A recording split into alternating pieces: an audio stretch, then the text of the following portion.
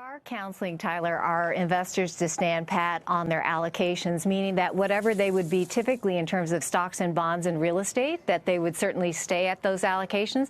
And really the reason why is if you step back from this trade news, the underlying economy is still chugging along at a slowing and growing pace.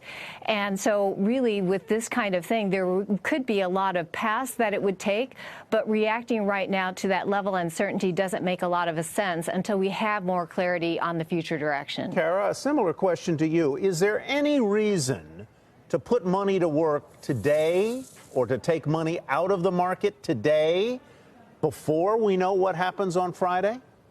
Well, I will say I absolutely agree that it's most important that investors stay focused on the long term.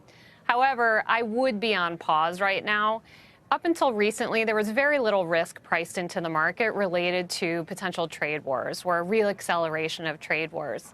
And so as the market starts to price in this risk again, and as Trump is really pushing his advantage, trying to get greater concessions from China, I would expect continued volatility.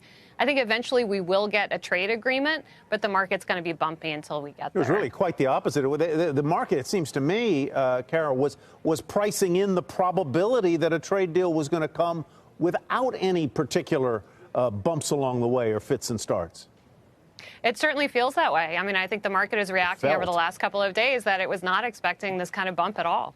So, Lisa, you recommend investors do nothing at this point in time, but are there things within a portfolio, within an equity allocation that investors should consider doing, even if you want to stay long the markets?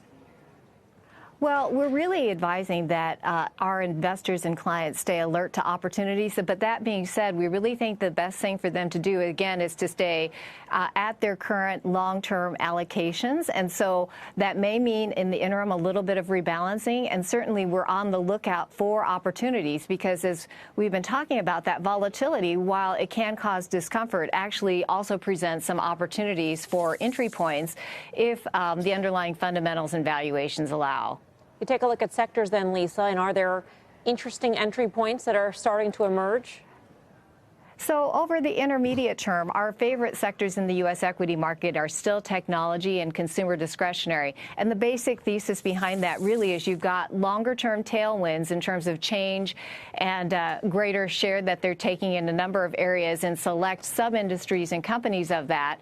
And again, the volatility may provide some entry points to the extent that a particular investor is underexposed.